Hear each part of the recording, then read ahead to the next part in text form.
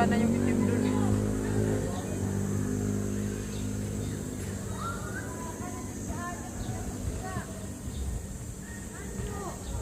Anong oras na ba? Mamaya-maya pa yan ah.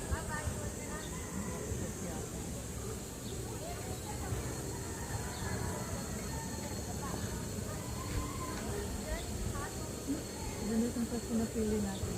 Sino mo? Yung kabila at mainit na.